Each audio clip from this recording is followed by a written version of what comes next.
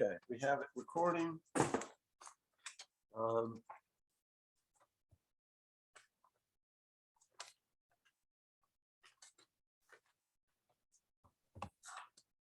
Okay, it being the evening of November 10th and a quorum being present, I'll call the meeting of the Bellingham Conservation Commission to order pursuant to Governor Baker's signing of Senate Bill 2475, an act related to extending certain COVID-19 measures adopted during the state of emergency. The Bellingham Conservation Commission will meet utilizing the Zoom online option. Instructions and invitations are available at the town website at www.bellinghamma.org.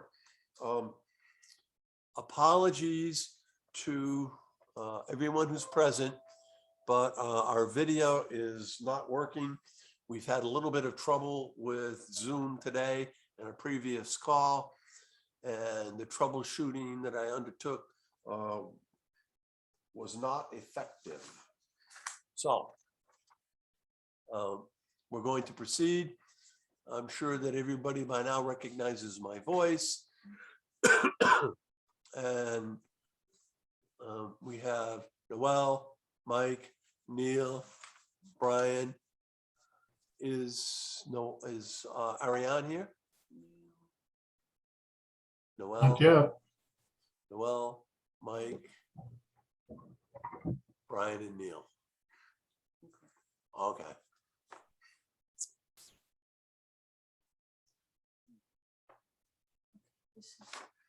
This is for the first hearing for Bungay, right? Mm-hmm. Okay.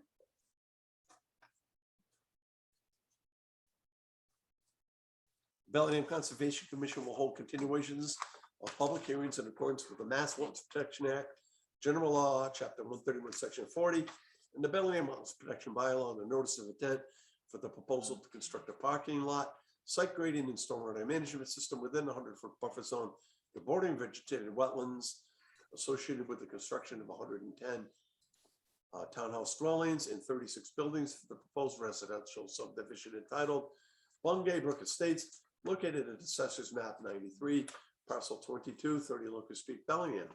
James L. Monte, Land Design Collaborative, Westboro, Mass. Has submitted the filing on behalf of Steve Vinincasa, Westboro, Mass. The continuations will be held online via the Zoom option on Wednesday, November 10th at 7.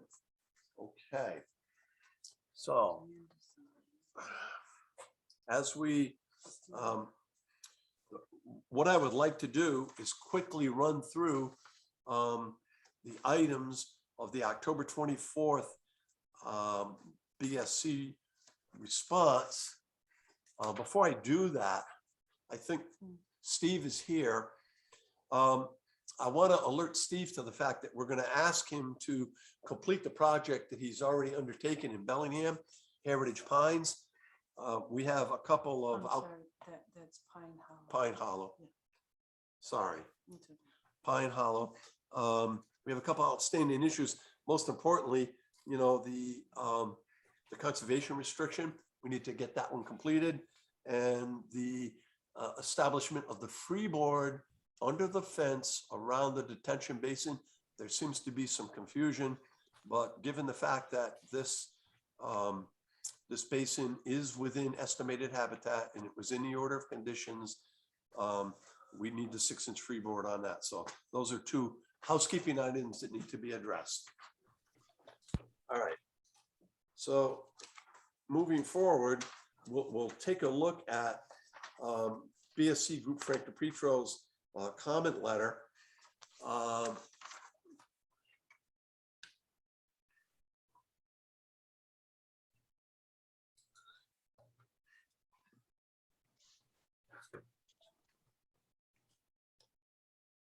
So I think the very first item is number 3. Item number 3 on page 4. There seems to be a little confusion about the commission's insistence on roof leaders. This is a requirement.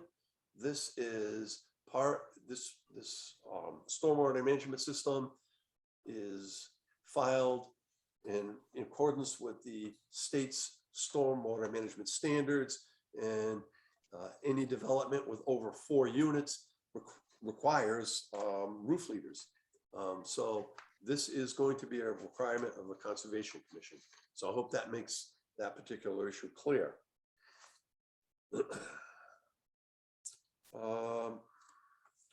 And we've talked about this on a couple of occasions.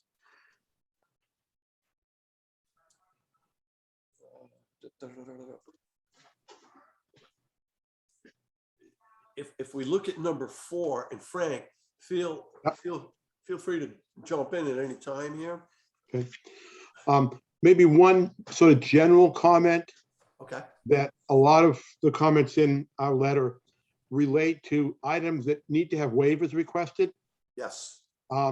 Some relate to the planning board, some relate to the Conservation Commission. So we've made some comments about what things. So for example, item 2, just to go, the regulations very clearly require 3 test pits in each detention infiltration basin. I think it's a waiver request. The sense I have, I will not speak definitively for the planning board of conservation. That's probably one that's going to be allowed. But there was a comment that in some of the test pits that they've had, they found a layer of sort of more fine material that was basically trapping some groundwater. The applicant has said that they're going to actually do testing to be able to go down and remove that area under a infiltration basin. I think it's a good idea. It should be part of a condition that at least 1 test pit be done, in my opinion, in every proposed detention infiltration area to make sure you don't have that layer of sediment that's going to stop infiltration. But in general, we're going to hear the same thing. You need to request a waiver for a lot of these items. That's true. And one of the things that I was going to get to moving forward is that under the local bylaw regulations, we require 3 test pits in each stormwater management structure based on the existing soil conditions. I think the commission would be satisfied if we got 1, but because you have a perched water table in one area, there is a possibility that there could be a perched water table in other areas. And given the size and scope of the project, I think that it's going to be a requirement that we get at least 1 test pit in each one of the stormwater management structures. If I may, this is Mike Scott with LDC. Sure. Yeah, we completely understand that. We did, as Mr.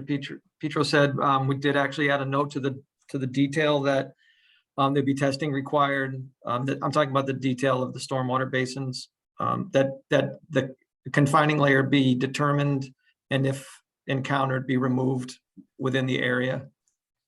So we're perfectly comfortable with that and appreciate it's a valid and justifiable requirement. And the waiver, so just to maybe take a step back, we're in the process of revising all the drawings again, with the intent to get another setback to both you and the planning board in the next couple of weeks, that we hope are more thoroughly address all the comments, and a waiver list has been generated. We're just reviewing it right now. It will go to both you and the planning board. So that will be included. This particular comment will be included in the waiver. Okay, and so just to be clear, what we do not condition construction on field conditions that are going to be determined in the future. So this is something that you should incorporate into your new drawings, because if modifications are required, then we get them as part of the plan of record, not an after the fact occurrence. Right, so understood. Yeah, no, there's a requirement stated on the plan to do the exploration and remove the unsuitable materials. That's part of the construction plan that we would be returning to you. Okay, and so this is good because you can hear what we're talking about and what things we are going to require, and so you can adjust your plans accordingly. That's good. Yep.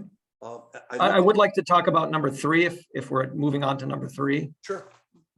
Yeah, we've yet to find anything that is in your regulation that states that roof leaders need to be connected to any kind of subsurface stormwater recharge system, a standalone system.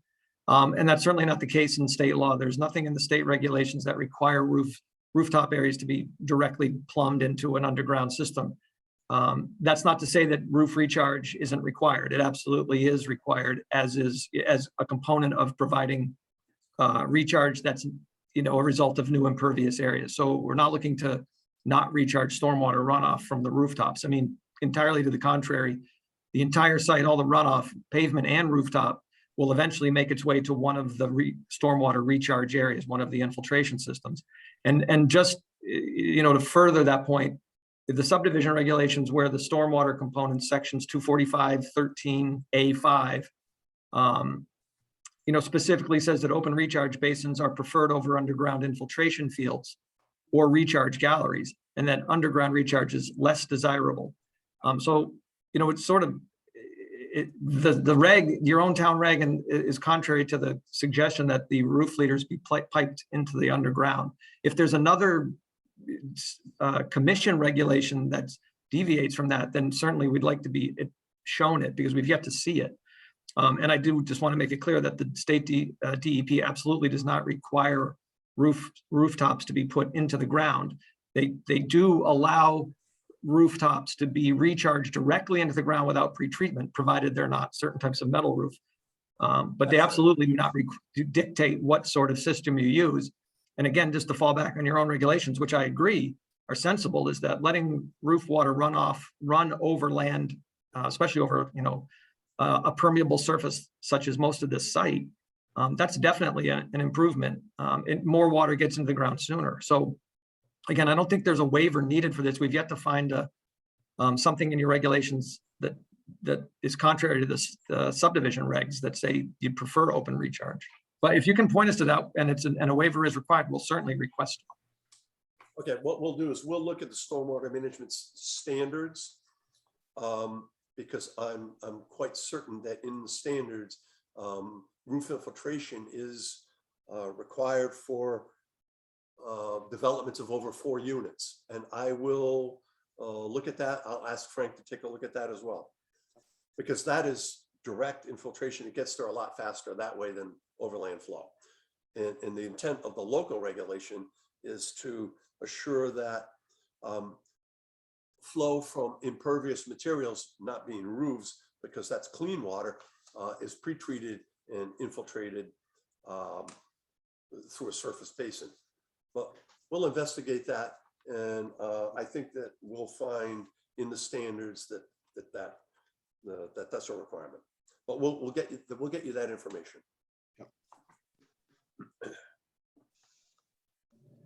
So thanks. That would be great. Again, we saw the subdivision regs. We felt like it was pretty clear that wasn't the case. And in my experience, we've never been told we have to do it. We often do it out of a matter of, it's certainly doable here. It's just, it seems to us that it's an unnecessary expense.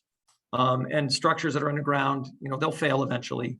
And it's difficult to monitor that. So, I think your subdivision reg is actually points everybody in the right direction. Do it overland and do it above ground. But again, if you could provide us that citation, that's great. Okay. Yep, we'll look at that.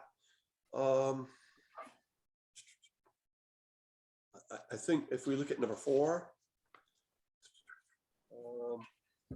Yeah, if I may, we did take a look at this, and we will document the flow rates to each of the basins, each of the catch basins and the pre-treatment devices. I will say that three of all of them do receive significantly more flow than the majority, or sort of a typical condition where 3 particular catch basins have longer or greater impervious areas up gradient. We may well end up adding 3 more of the treatment units to reduce the flow rates to those. But in the end, we will demonstrate that all the average flow rate will be about 0.6 of a CFS to each of the structures for the 5-minute intensity, the 2-year 5-minute intensity, which would be like the water quality flow, more than 1 inch of runoff. So the water quality volume runoff rate. And document that those types of structures are sufficient, but we'll include that back up. Okay, and obviously, if a resizing is required, that's not a major issue. Right. Just a question of handling the proper flow. Okay. Yep, we'll provide that documentation. Okay. Number 5, I guess this gets to, Yeah, we have a Basin detail on the slopes. plan. We have a detail on the plan that shows a 3-to-1 slope and a fill situation, which is contrary to your requirements. You require a 4-to-1 or flatter. Jim and I looked at the plans today. None of this, that's a typical detail that will change. None of the infiltration basins are in a situation where there's a 3-to-1 fill slope. There are two locations where there are 3-to-1 cut slopes. But everything else in a fill situation is 4-to-1 or flatter. So we'll change the detail, and the plan actually already complies with your regulation, and we'll document that in a response, and we can even point out where on the plans the 3-to-1 fills, or sorry, the 3-to-1 cuts are, if that helps. But we'll make sure that we're not needing a waiver from this and that the plan will comply. Okay, all right. This is like a working session. We know that you haven't had an opportunity to respond. So what Yep. we're doing is we're taking this opportunity to speak with you and with Frank and to add our concerns so that, when we get the next iteration of the design, we're close to addressing all of the issues. That's the goal. Yeah, no, that's much appreciated. And we like, we always enjoy the opportunity to work directly with the peer reviewers, for that purpose, because a lot of these things can, we can point to a screen or we can highlight something and, the answer is, more obvious than spending the time with the entire commission. But we understand this is how you do it. So we appreciate you kind of going through it this way with us tonight. Okay, so number 6 really is a planning board thing, Frank, I think. Yep, that's correct. Okay, and so you guys are on with the planning board a week from tomorrow? That's correct. Okay. Okay, so this is timely. Can I just add to that? Yeah. So regarding the fencing issue, I know that you're saying that you didn't want to put the fencing in, and that's not our concern so much. But I think protecting that area, the basin area, from people dumping things and so forth. So I'm going to suggest maybe that the commission think about maybe some kind of signage or posting or something saying that it is a drainage area and that it shouldn't be, it shouldn't, we don't want grass clippings and that type of thing to be happening in that area. I'm not really sure how we're going to handle this, but I think we need something to protect those basins. Yeah, it's been our experience in the past that landscapers look for the closest place to dump grass clippings. We would hate to just have them say, oh, here's a nice low spot, and dump them in there. And we're not saying that would happen, but we have We've actually seen that type of thing happen in the past. So we're just concerned that it would not happen here on this site. Does this happen in, this is Steve Anacasa, can everyone hear me? Yes. Yes. Yeah, we've, in our own personal experience, we find that this does not happen at all or nearly as much when it's professionally landscaped by one company. And that's what we expect this project to be, professionally landscaped and run by the condominium association. So I would not expect that to happen here. I mean, not to say it could never happen, but generally they all come in, professional crew comes in with their baggers, and we generally don't have that issue when it's professionally done. If it's homeowners, we almost always have that problem. So I don't think we're gonna have that problem here, but I understand your concerns. Okay, I know that in one condominium development that we were in inspecting something, we saw landscapers preparing to dump loads of grass into a detention basin. So we have had experience with it. They were professional. They had all the equipment and all the crew, but we educated them. So, this is something, if it's just signage and it can be addressed, it gives us a degree of comfort that I think we're going to need. Okay. So again, number 7 is, the combined bicycle and sidewalk it's not our concern, but, you know, as a resident of the town, I express a little bit of concern about a shared use walkway instead of a sidewalk, because if someone happens to park on the roadway, then pedestrians or cyclists have to go out into the roadway. And if there's snow that accumulates on the sides, you know, people have no choice but to walk in the street. It's a planning board thing. Yeah. It's just a personal observation. I think number 8, I think, Frank, I think you were okay with that. Yes, Oh, good. We can move right on. there you go. See, we're going fast. Yeah, that's what we're doing. In number 9, I think we're That's correct. good with number 9. Yep. Michael, stop us if you don't think we're okay with these.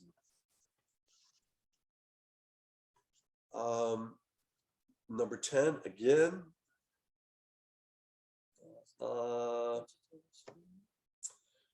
Yeah, I mean, that's something that could be conditioned in the order of conditions. Maintenance for the vegetative screen will be important, but other than that, that's been addressed satisfactorily.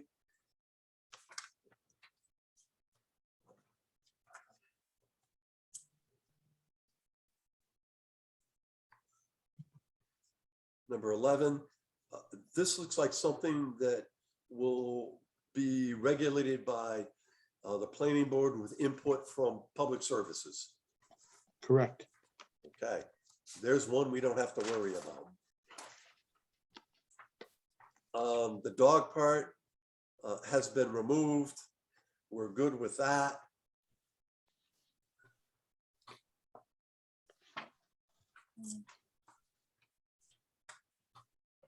So in 13,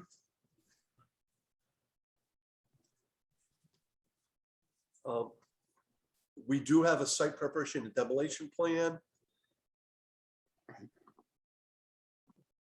Obviously, in the order of conditions, you're way over the threshold for a NEPD's permit. And what we always do is we condition monitoring reports for projects of this size. So rather than have an independent monitoring report, we'll just require that you provide us with a copy of the SWEP and you know, alert your general contractor at the pre-construction meeting to the fact that recommendations in the SWEP are more than recommendations. They're action items that have to be addressed forthwith. So I may just now, if I may, on this one, Sure. yeah, it's understood a SWIP will certainly be provided once the contractors are all lined up and the data can be entered or the information. Just in terms of my question is, you mentioned a pre-construction conference. Does the town have sort of a procedure for that? In other words, does someone from the Department of Public Works, Fire, Police, Conservation, and so on, do they get together and meet with the applicants or the developers in advance, or is it the developers or contractors' responsibility to? This is more for my own information and curiosity, but of course, you mentioned it, so I'm asking. no, of course, it all depends on the size and scope of the project. You know, smaller projects, pre-construction meetings are usually between the administrator and the general contractor. But with a project of this magnitude, where there's going to be a lot of offsite work, DPW is going to be involved. It will probably be a broader scope type meeting, and usually the applicant or it will coordinate the meeting with the general contractor, find out what works for the various department heads, and schedule it that way. It's usually during regular business hours. Okay, thank you. And just from a recent experience to pass on, I'm sure most of everybody's aware of this, but the NIPD's permit has to be filed a minimum of 14 days prior to the commencement of construction. I had a project that had some issues with that recently, so. It's a housekeeping item that's would be good to address. Yes. What we usually do at the pre-construction meeting, just so Michael understands, we have a list of requirements that the general contractor and the applicant will have to provide. And that permit will be presented at that meeting.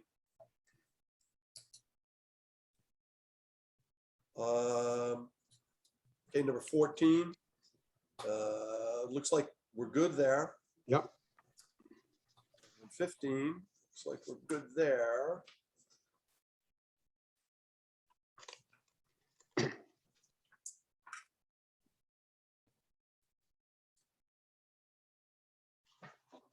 And so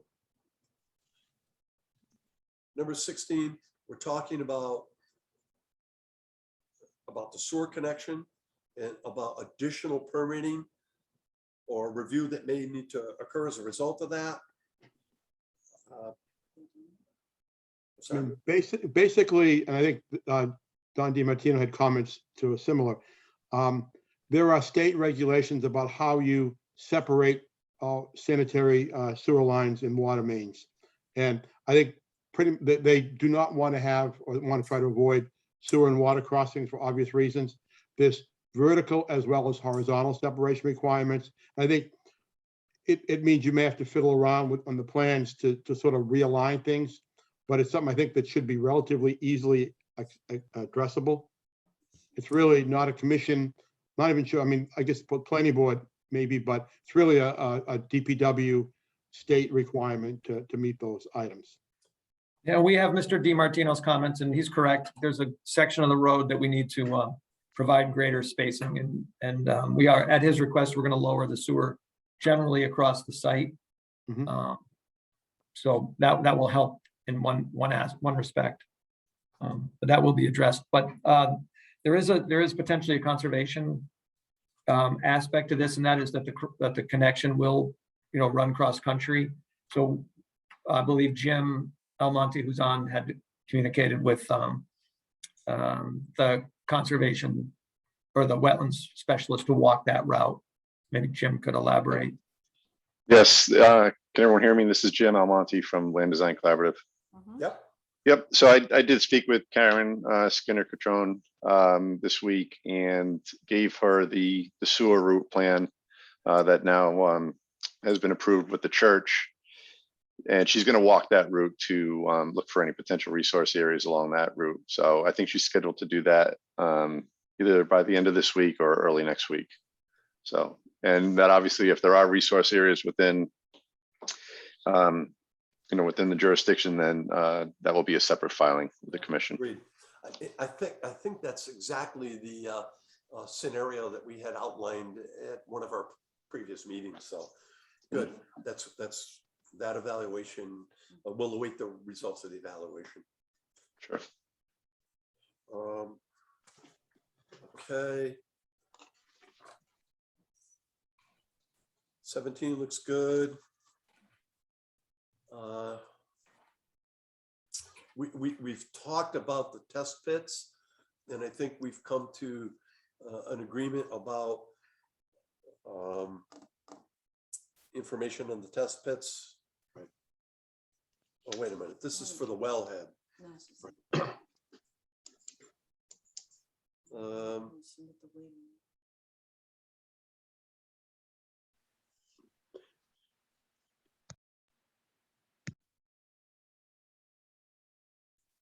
I think, and correct me if I'm wrong, I don't want to speak for you, Frank, but I think 18 and 20 have been addressed.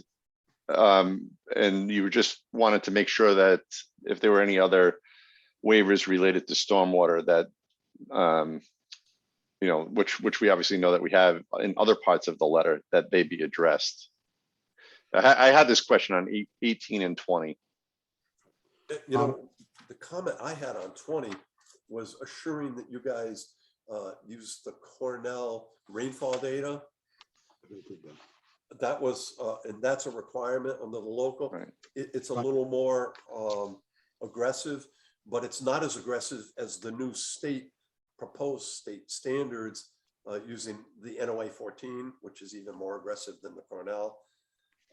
We did this many years ago in anticipation of increased rainfall events, and as it turns out, it's a good thing we did. So Yeah, so this is Mike, we did rerun everything with the Cornell. We included that information in one of the tables. I see Frank nodding his head. okay, It's about 20% higher, or maybe even a little more for the 100-year than we had done originally. And obviously all the numbers changed. So, but we did provide that data. Mhm. And it did result in some tweaks to the grading, to your point. Yeah, okay, so 18 and 20. So 18 again was the fact that it was in a wellhead area requires some test pits and stuff like that. Again, I think going back to the previous comment, a test pit, at least in each of the infiltration basins, I think is something that was required. If in fact there's a condition that talks about the removal of any of the impermeable layers that may be encountered, I think that would be very handy to allow that to go in. I don't see any issue with that. So it's a re-discussion of some of the early one. And 20, we're skipping over the frozen ground one right now. We'll freeze that one. Again, was that, they have updated, they have used the Cornell method. They have rerun the infiltration basin calculation stuff. I don't have any problem. That worked okay, but they had to, they had to get that to address that issue from the previous review comments. Correct. We did that. Yep. Yeah, number 19 is the frozen ground one. And this one, I guess, isn't a perfect opportunity. Maybe I way overkilled it by analyzing the entire site as if it were frozen and fully saturated. And in so doing, what happens, of course, is since the entire site, pre and post, relies on recharge, there's going to be runoff in both cases. And we demonstrated, even with these basins and the new impervious, that there's no increase in flow, volume, or rate off-site as a result. Now, I'm not sure if that's what the intention of the running the ground or running the basin frozen was, which I ran the entire site frozen. But if there's some reason to rerun it with just the basins with no infiltration, then I suppose we could do that, but we've kind of already overkilled that. But Frank, maybe you have a Sure. So I think the issue comes in that when you run everything frozen, everything just about runs off unless it gets stuck someplace and can't flow off the site. The regulations specifically note that they don't want to take infiltration into account in a basin. And really, I think the sort of the value behind that, if you will, is that they want to see what might happen if the basin is going to be overfilled by a 25-year storm. So typically, you've designed it for a 100-year storm. If only the basin isn't infiltrating, then will that basin be overtopped when the ground is frozen for that basin for whatever reason? The rest of the runoff, the rest of the site isn't frozen. So you're going to get the same volume of water from the proposed normal condition going into the basin. But none of that water is going to be infiltrated. That's really what I think the value is behind that requirement. That's the extent, that's the intent of that regulation. Okay, so that means that we've already got the model set up for no infiltration. We just need to change the antecedent moisture condition and back to the 2 and then rerun it. I think Right. that's And that's easily done. yeah, I mean, just make sure that the basin itself has no infiltration. Yeah. And I think you can Right. click a button on the computer and Yeah, allow that. we did that, right? That's how we ran that storm as well. So that's fairly easy to redo, but so we can do that. Okay. So that was 18, 19, and 20. So we'll get into the environmental section now. Right.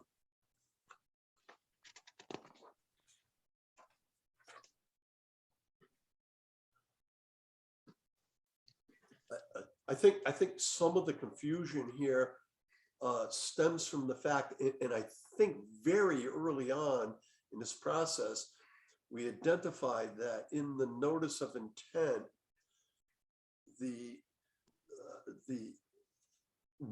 riparian zone was misidentified Is that correct? Yes, that is correct. We reported that 100% of the riverfront area Right, was being altered, and it's 0%. right. Right.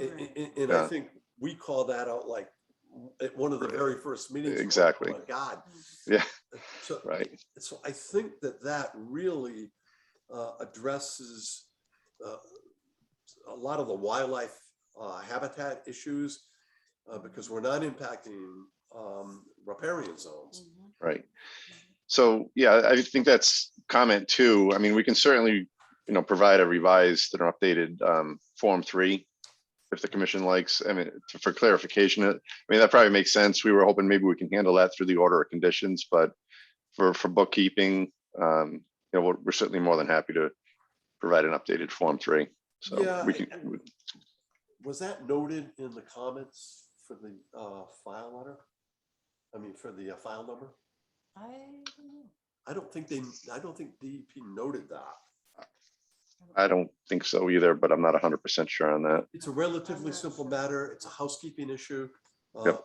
I think that'll clarify completely that issue. Ian has pulled up that letter from DEP and It just talks about MIPA and the SWEP.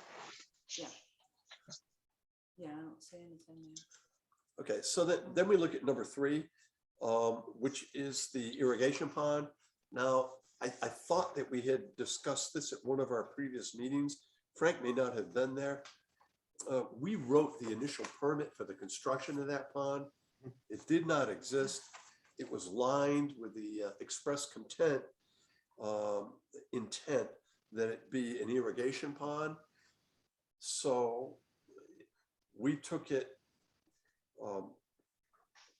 we reviewed it as that it would be similar to a stormwater management structure in that it's not a resource area. But the only concern we had, and we expressed it during the hearing, was that the contributory flow, even though it's small, would not create a flooding issue, especially considering you were uncertain whether or not you would be pumping water out of it. Of course, obviously in the summer, you'll get evaporation and it'd be less of an issue. But in the winter, we wanted to make sure that with an impervious barrier in the bottom of the pond and with introduction of stormwater, we wouldn't have a flooding situation. I think that was I know you tried to address that, but do you understand what we're saying? Frank, do you? So we were looking at this without the knowledge that this had been determined not to be a resource area. So I think that sort of addresses our comment. My recollection of when we went through and looked at the sort of stormwater going into the basin, I think it was a Henry storm. There was some overflow from the basin, but what happens is it basically, the way the drain is, it goes into actually 2 other different basins. So there might be a little bit of an overflow that goes down into, and I forget which basin was which one. And then there's another potential, if that one goes to a 3rd basin. By that time, we didn't see any issues with water leaving the site. It still would be contained within the site. But That's- presuming the water was frozen or something like that, and there was a rainstorm, that potential could go over the top of that basin. Yeah, that's how we modeled it. In fact, we modeled the pond as full, that it didn't have any storage other than like the foot that is normally existent. And we may not have even done that. We used the, I believe we used the lowest outlet that's on the, and I'll forget which direction, but away from the clubhouse, the outlet end of the pond. So essentially the pond itself, the volume that's there for irrigation was not credited towards any storage, and we certainly didn't count any recharge. So the only overflow here is the outlet on the, I guess that's the west end, away from the clubhouse, as Frank described. And there, it does actually overflow into 3 more basins before it would leave the site, if it were ever to go that far. And there's no real developed areas that the water would flow into. It's not near any of the proposed houses or other facilities. It's all basically cross country, if you will, to the next basin. That's true. Yes, we felt this one had been resolved, you know, and by virtue of the fact that it wasn't a pond, we do manage the stormwater accordingly. It may be, I think maybe Frank missed one of these meetings, but again, you know, the administrator and I wrote the permit for the original golf course, and that was the intent, that it was a constructed facility for irrigation, so. I don't think it's regulated, and it was not our intent to have it be regulated. So I think we're all in agreement on that.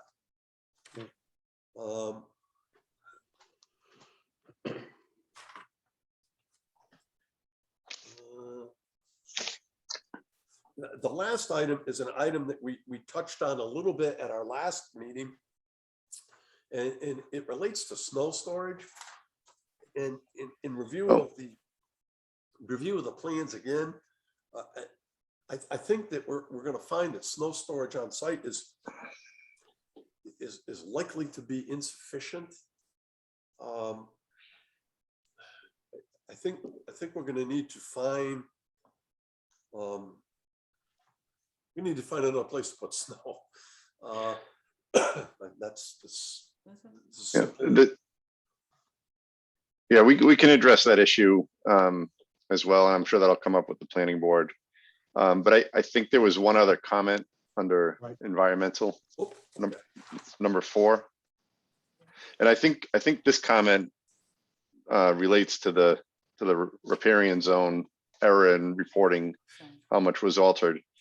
And I think we talked about this at the last hearing as well. And this is regards to the alternatives analysis.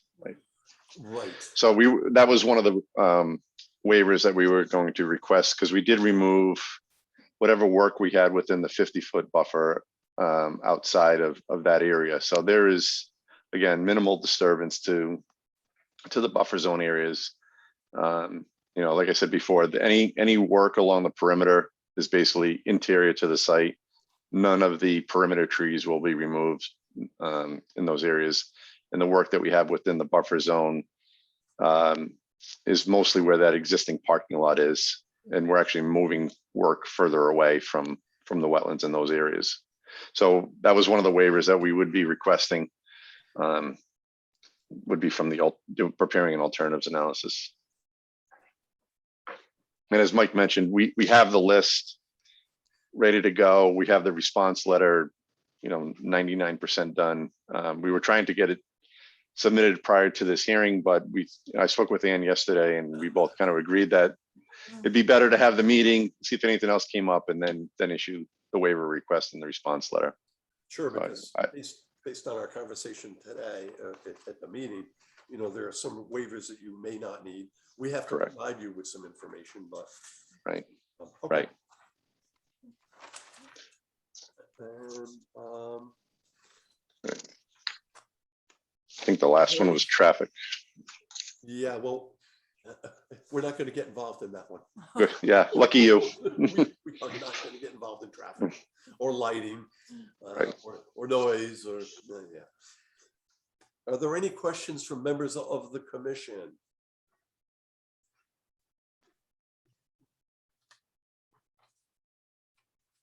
Are there any questions from members of the public?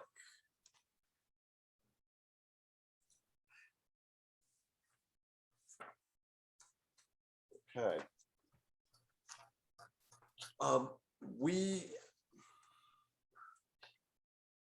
We're not sure if we're going to have a meeting on December 22nd. Well, it seems to me that you've already done a substantial amount of work on your response and your waiver requests. Do you think you'll be ready in 2 weeks, December 8th?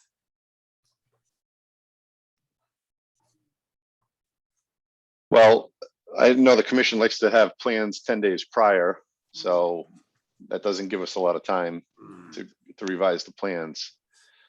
We can certainly get you the response letter and the waiver requests before that, you know, with 10 days prior to the hearing. That's doable, but getting the plans revised is probably not going to happen 10 days before that hearing. Yeah, mean- our next regularly scheduled meeting would be the 22nd. And I know that there are businesses and people traveling, and the commission has not, Right. we haven't sat down to determine whether or not we're going to hold that meeting, but until we do, I'll tell you what, here's what I'm going to suggest. You can provide us the information, some of the information in a timely fashion, so the time will not be wasted. Yeah.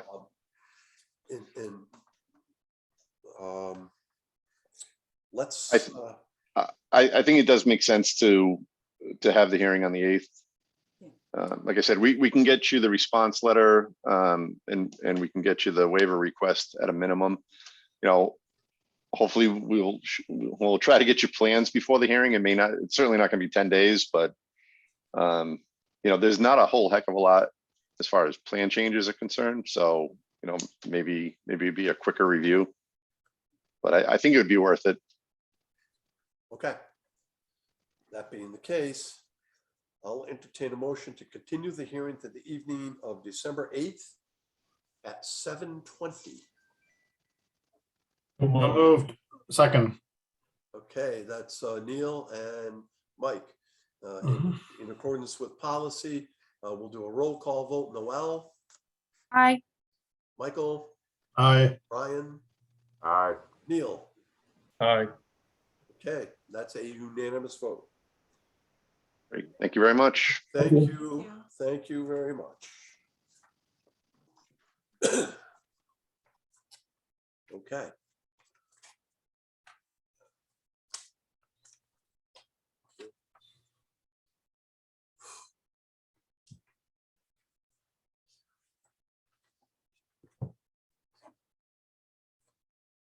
It's still annoying me that our camera's not on.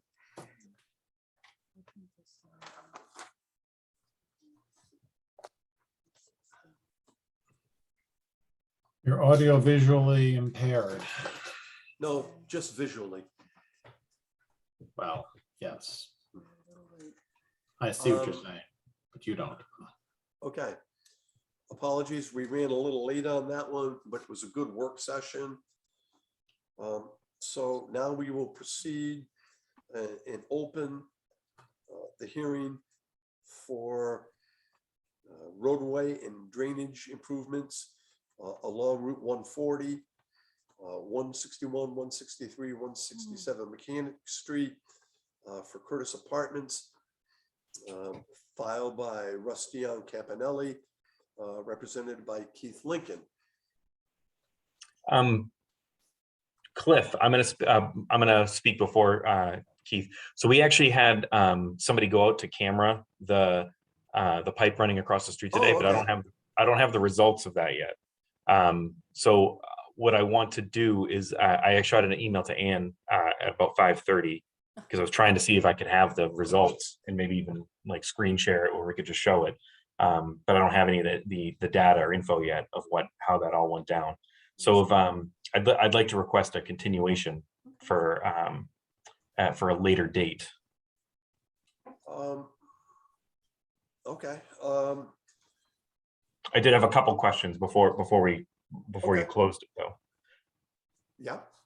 I just wanted to confirm if so the hearing period on this, like the public notice, was that closed last meeting? No, this was a continuation. So does that get closed? How does that typically get handled? So is it not closed until you guys give me the order of conditions or? No, the way we usually do it is in anticipation of the potential for new information. When it looks like we're ready to close, we continue for one meeting, and at that time, we have the order prepared for Got it. signature. So the order is actually prepared, and it was conditioned that you do the inspection. It's better to get it now. Oh, well, I mean, if that's going to be the case, you know, then I would say just continue with it. Okay. And do what we were going to do. I'm sorry. Didn't mean No, to cause any confusion. No, it's quite all right. And what we can do is now we know we'll get that information. And if additional action is required, then we can address that while the hearing's still open. Okay. See, if we didn't do it that way, and then you found out for some reason why, like there was damage, and then it required additional work, it would mean a new notice of intent. This way, it's just part of the hearing. New information was discovered during investigation, and so that's fine. Perfect. Okay. That being the case, I will entertain a motion. Are there any questions from the commission on this? Okay, hearing none, seeing none, I'll entertain a motion to continue the hearing to the evening of December 8th at, let's see,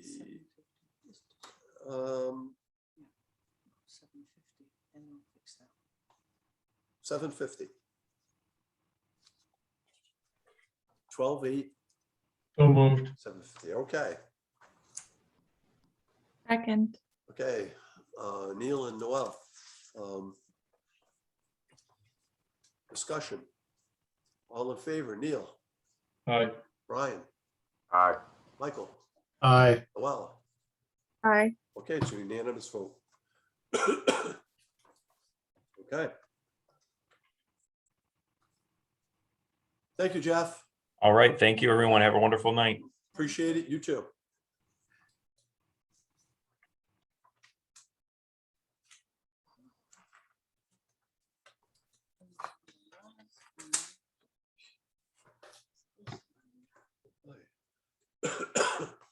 Oh, thank you. Bellingham Conservation Commission will hold a public hearing. Oh, excuse me. I'll start from scratch. The Bellingham Conservation Commission will hold a public hearing in accordance with the Mass Wetlands Protection Act, General Law, Chapter 131, Section 40, and the Bellingham Wetlands Protection Bylaw on the notice of intent for the proposed expansion of existing pavement and installation of a retaining wall to make South Main Street wider, the installation of a 5-foot sidewalk, and associated site work and utility adjustments located within a 100-foot buffer zone to bordering vegetated wetlands, and proposed alteration of 10 feet of bordering vegetated wetlands located at the intersection of South Main Street and Center Street in the roadway right-of-ways. Kendra Santa Maria, Gary Ann Howland, Milford, Mass. Have submitted the filing on behalf of South Center Realty, Quarry Drive, Milford. Continuation will be held on the evening of Wednesday, November 10th at 7:45. Okay, let's see, Elizabeth is on. So Oh, I think I jinxed you guys. I was just telling my family how you guys are almost always on time. oh, I'm so sorry. and then I got on and I was like, huh. We missed it by just a little. Yeah, not bad. You caught right up. So we following our site walk, we have added and submitted revised plans showing a proprietary separator to be installed. Go back down. Oh, let me figure out how to click the right button. Share. If you want, I can share my screen. Would you please? What's going on here?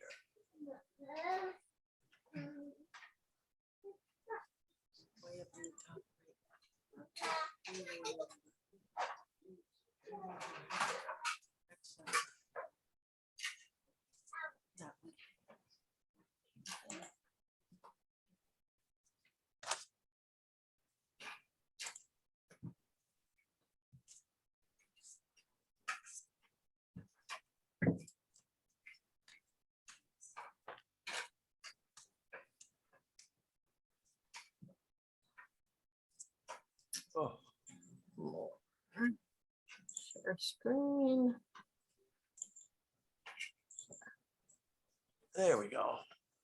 Okay. All right. So there's South Main Street and Center Street over here. We have added in so there at this proposed double catch basin. Actually, previously we were showing a double catch basin that was going to be just charging out the new head wall. And we were also going to have a second pipe that was going to discharge from the existing drainage system. What we've done with the proprietary separator that we have proposed, and there's a detail up here. It actually allows for a double grate catch basin on the proprietary separator itself. So back down here, we're putting that in place of the double catch basin and running all of the drainage from Center Street and South Main Street through that proprietary separator prior to discharging to the wetland and potential vernal pool. The Goddard has some, or we submitted on behalf of Goddard, or Goddard submitted, I'm not exactly sure, but the written procedure for removing the silt that when we are, it's mostly sand, I shouldn't say silt. It's, oops, undo. Moved it. I moved it. Yeah. This is a, oh man. Doing all sorts of things. All right, I'm just gonna, so the blue is the proposed erosion control that was included on the other plan. And then we have this area in green is the area within the existing head wall. That's gonna be, the existing head wall is gonna be removed as part of the project. Okay. Sorry. And all of the sand and that's in this area is going to be removed by hand in accordance with Goddard's procedures. I believe those were the two major outstanding issues from the site walk. And if there's any other questions, I'd be happy to try and answer. I believe I saw Mark from Goddard on here. So if there's any questions about the procedure, I'm sure he can answer that. So one of the things we'll condition is that the existing system is going to be cleaned before the proprietary mechanical structure is installed. Make sure that we don't clog it up with silt that may be pre-existing. Yep. So we'll require Okay. that. I have just one question, and it relates to the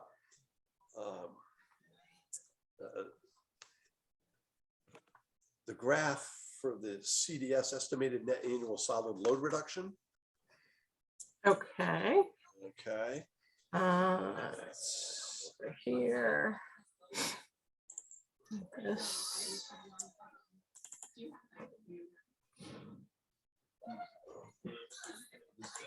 That's it. That's it. Yep. Yep. Footnote 1. It's based on 10 years of rainfall data from the Blue Hill Observatory. Do you know what 10 years those were? Is it like the last 10 years of data? I do not entirely know.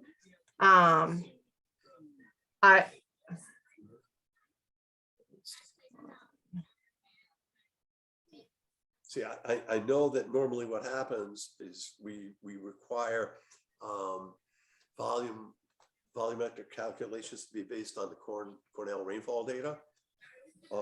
If we knew that it was the previous 10 years of rainfall data, the commission might be okay with that. But if it was, for instance, rainfall data that was from 1990 to 2000, might not be so happy with that. It's just, we want to make sure that the unit is properly sized. Of course. Just for, so the way the mechanical separator gets sized is a little bit different than the way most of the drainage BMPs get designed, and it has to do with the peak flow, which the peak flow is different in the Cornell than it is in the other models, but I don't believe it to be as drastically different as the actual amount of the storm. I'm just trying to. Yeah, we're looking at rainfall intensities in the first column in inches per hour, and so we just want to make sure that that's an accurate reflection of the modeling that we need. Yep, I understand. So it's a relatively simple thing, I would imagine, for you to check on that and look at your modeling. So that is actually done through that particular chart is through the CDS website. So I'm not entirely certain how easy it will be for me to, I mean, I'll definitely be able to get an answer. I just may have to, I may have to check in with somebody from CDS. I'm trying to think if there's somewhere I can figure that out right now. Well, you don't have to do it right now, because what we'll do is we'll start working on the order of conditions, and we'll ask you to evaluate that and get it to us and make sure that no changes will be required, because if resizing is going to be required, the hearing will still be open and we can handle it that way. Kind of like what we just did on the previous hearing. Yep, absolutely. That makes sense. Are there any other questions from the commission? I don't hear any. Don was on. I don't know if Don has anything to add.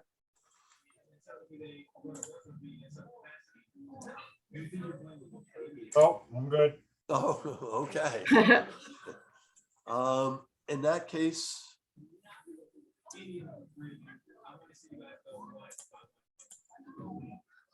I'll entertain a motion to continue the hearing to the evening of December 8th at 7:10. I mean 8:10. So moved. Second. Okay. Any discussion? Okay. Roll call vote. Brian. Aye. Neil. Aye. Michael. Aye. Noel. Aye. Okay, by unanimous vote.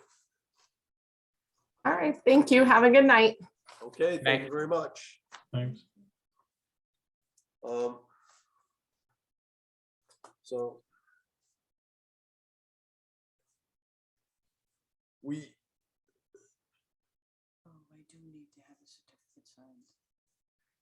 we have a couple items that we need to have signed, and we also need to take a walk in Pilgrim Village on the 12-acre parcel we own along the Charles.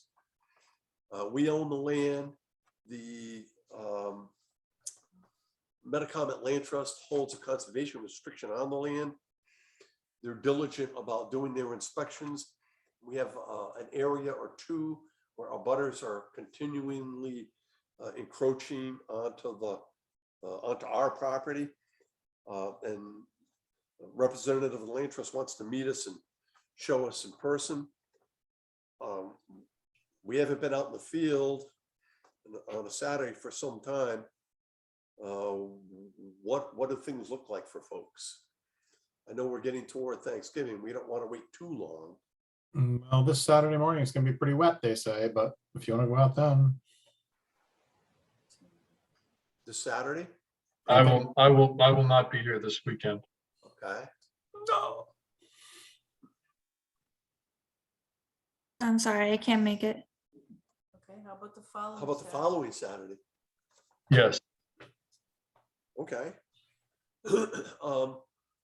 Can Mike? meet? Mike, can you make it the following Saturday? That's the 20th, right? That is the 20th. Yeah, should be good. Where exactly is this again? You know where the bridge is in Pilgrim Village, right over the Charles? Oh, yeah, up along that creek that we walked a few times, yeah, okay. Yeah.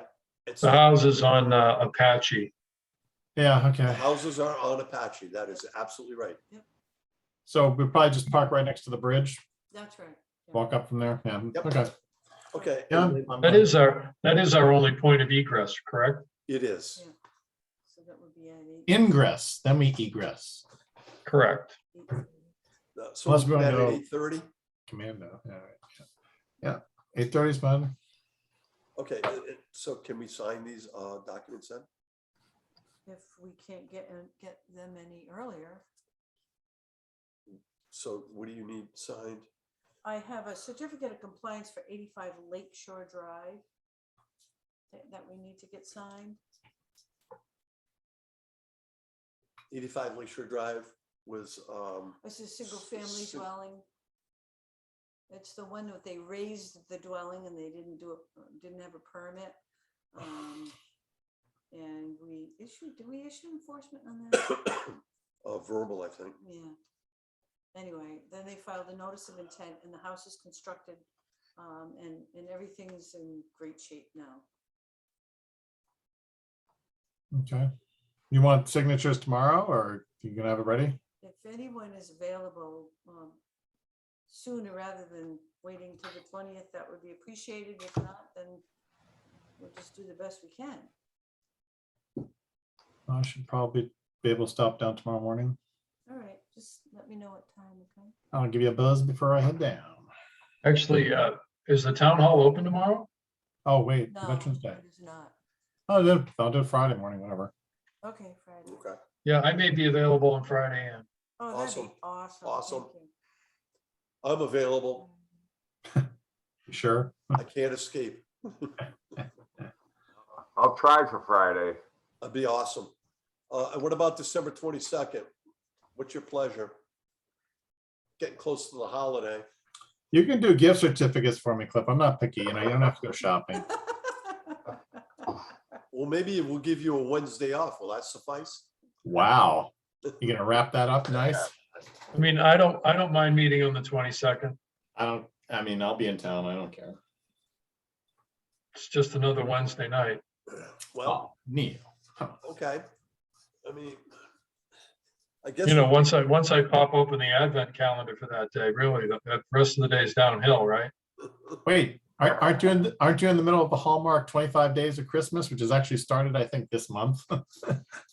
It's like 125 days of All Christmas. right, well, here's what we'll do. If we don't have a lot of new filings and we can keep that date open. I know that the zoning board and the planning board are having one meeting this month, and they're having one meeting in December, and they had one meeting in June and one meeting in July and one meeting in August. So bottom line is, if we can keep that date open, we will. If something comes in and we're pressed for time, then we'll have to look at holding the hearing.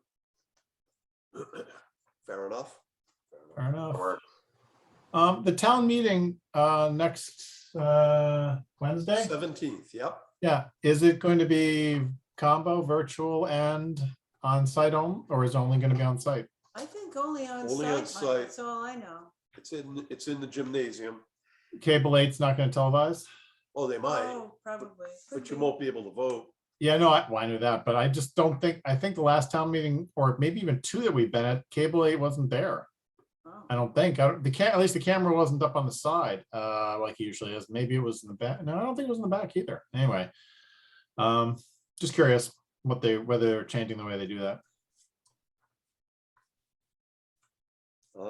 We do not have that information. Okay, just curious. All right, so on site, that's fine. 7:15, 7:30, whatever. I do have one question about the Dropbox. Was I misreading? I clicked on the 11.10.21 Bungay Brook, but what opened was the supplemental peer review for 140 Broadway. I mean, I found another attachment and it's sent for the Bungay Brook supplemental comments, so I was able to follow along stuff. But I just, in the Dropbox, it looked like, was that just me clicking on the wrong thing or something? Or No. It's not you, Mike. okay, it didn't throw me that My much. apologies. It was probably me then, obviously. I just trying to keep us on our toes, Amy. That's all. Okay. Amy, You come don't on miss now. anything, Mike. Thank you. Yes, plenty of things. Believe me. Okay, I'm cool. Thanks. All right. Well, we didn't ask Frank about his USMC flag. Yeah. Oh, I know. Veterans Day.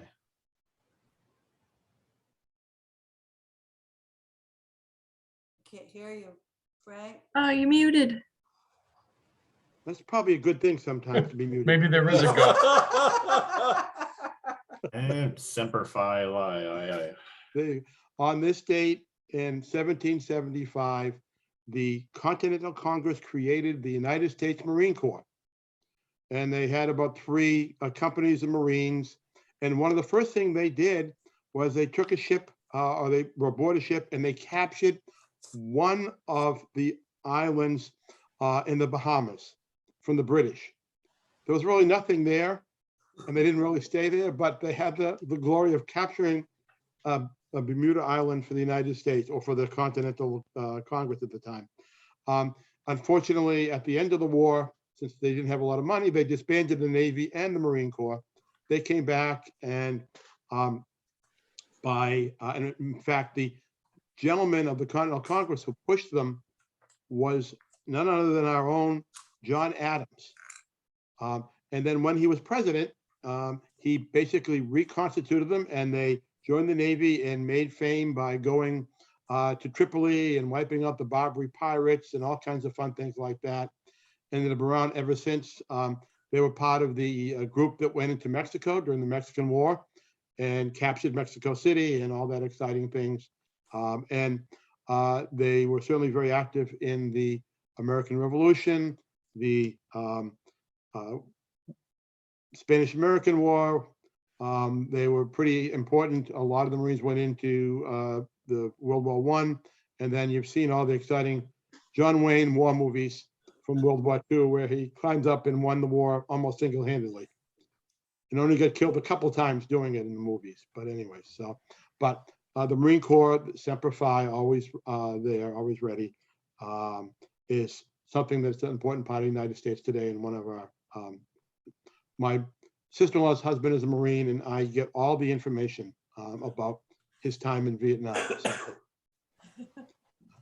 So now back to business, Frank.